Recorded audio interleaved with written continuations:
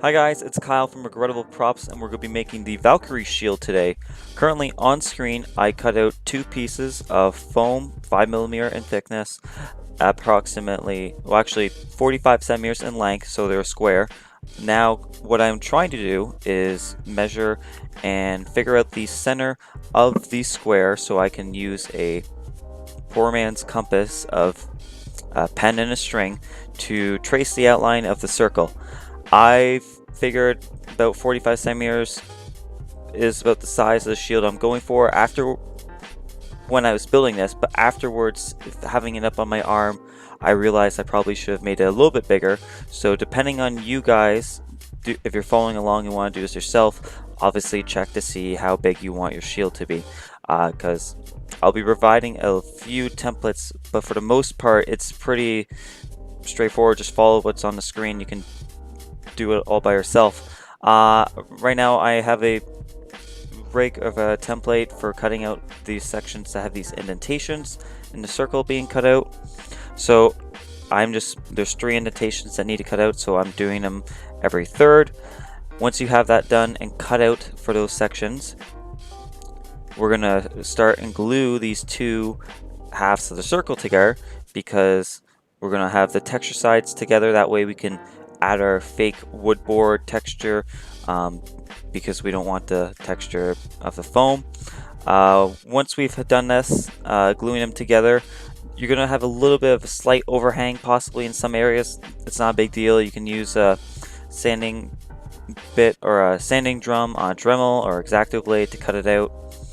What I'm doing currently on screen is I'm measuring about approximately 5 centimeters in length of, or width I should say, and I'm doing approximately 9 lines down the side of the shield, and you want to make sure those lines run in parallel or run in the same direction as the lines you're going to be having on the back, because these are going to be the planks to add that wood texture. Because each line you see being drawn, we're going to come in with a 45-degree cut on one side, 45-degree cut on the other. That way we get a little trench or a V-shaped cut down those lines before we add our wood texture or wood grain texture. And you want to make sure you have a very sharp craft blade for doing this, because if any nick or dullness of the blade catches the foam, it's going to rip or be jagged, and it might not seem as natural to the look that you're trying to achieve. So I always suggest sharpening your blade or changing out. Like you see here, I have a few nicks. It's not too bad, but it could be a lot better. Now for adding the wood grain texture, I'm just going to go over and scoring just the surface of the foam multiple times, for the most part following the same direction of the wood or the grain of the wood that we're trying to achieve. You can add some knots here if you want, but I didn't add any because based off the reference images I couldn't find any. So obviously you want to do this to one side and the other side of your shield. This is before we do any heat sealing with the heat gun, and that would really open the pores of the foam. Here I cut a 1.5 inch wide strip of foam. I cut up approximately 3 of them, tacked them down on one edge, and later used hot glue to follow the rest of the contour, and did that to the front and back sides of the foam. For the smaller indentations, I used a 1 inch wide strip of foam, obviously cutting the excess. Here I'm providing you, I'm going to be giving you the circle template for this circle, but I would just cut this out of 5mm craft foam as opposed to stacking several pieces of 2mm craft foam. Now to cover up those edges on the shield on the outside, to cover up those seams, I'm cutting out a strip of 2mm craft foam that's approximately the width of the shield. It's going to take a few layers or a few pieces to properly wrap around, but once we do that, we're hiding all those seams, since we're going to have a little bit of a gap due to the texture side. Now for getting the bosh on the shield, I'm using a styrofoam ball, cutting it approximately a third of the way through, cutting it, and then using the smaller circle to go over top of it. This might not be the most proper way of getting at this bosh or contour of a semicircle, but this is what I had. Since another method that's been done by PunishedProps, I'll be providing a video to that, what I'm talking about, that they've done, in the description. but they use a semi-metal bowl to heat and shape the foam. If you guys have one of those, you might as well do it yourself. Now for the handle, I used approximately 1-inch strips of foam, about 2 pieces, obviously, for one for the handle, one for the forearm to wrap around. Here I heat sealed the foam, so now we have all the wood grain being open and the pores are closed.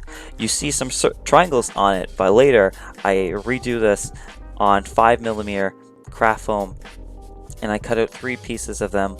And what I'm going to be doing that's a little bit different is I didn't like those versions because they seem really inaccurate to the look that I was trying to achieve. Is I'm going to be, once we cut them all out, on the very back I'm going to be cutting a V groove on the texture side of the foam, and then I'm going to be putting like a 45-degree bevel on all sides of these triangle pieces. That way it can be bent and has that more pointed look that we are looking more going for. And I'm just going to keep doing this for all of them, and then you also want to do it for the edge, cutting off like a 45-degree bevel inwards on the edge that rounds into the circle of the foam.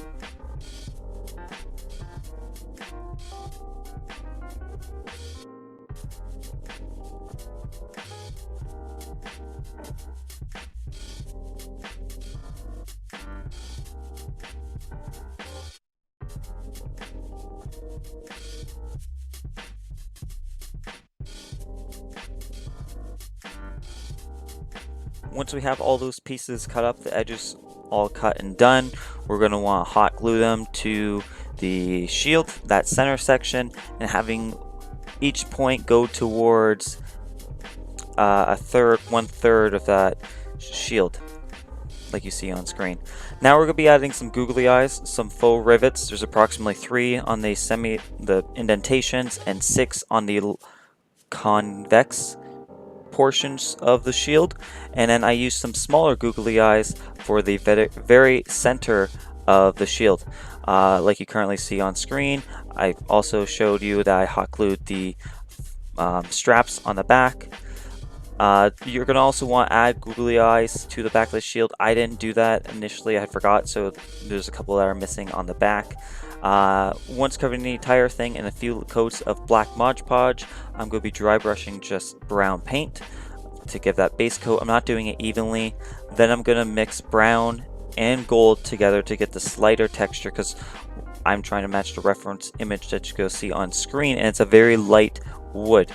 Once I've done a few more coats of that, I add some yellow and some more brown. We're still moving up, having lighter and lighter.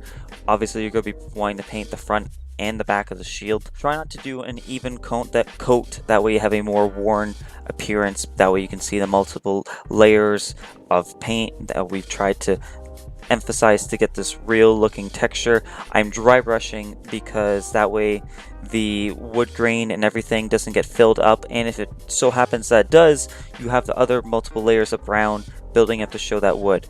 Later, currently now, I'm mixing a black and a silver to get a dark metal.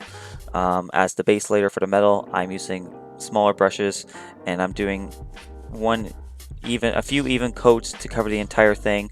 And then later, I am dry brushing on silver to match the reference image to get this worn battle look that we have done.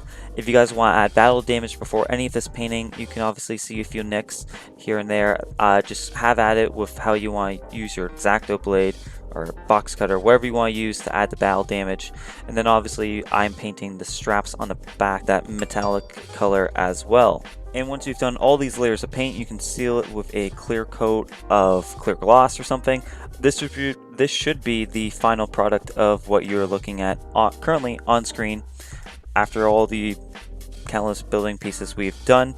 If you want to make this into the Warlord shield, all you would have to do is not do those cutouts, make it to the size you want.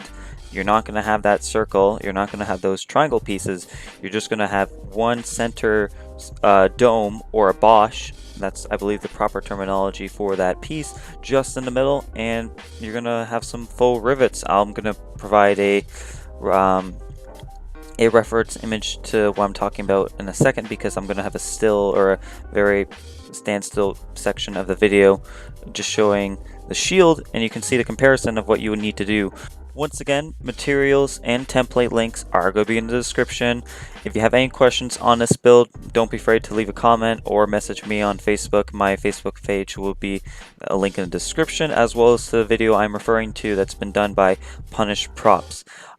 If you guys have any other For Honor things you guys want me to try, I want to try and do the Valkyrie, face shield to go along with it, a helmet to go along with this, as well as the shoe guy, possibly the Orakai helmet, and I believe we've almost finished all of the helmets from For Honor. There's a few weapons I want to tackle. But anyways, this has been Kyle from Regrettable Props. I hope you guys have a good day, and this is me signing off. Bye.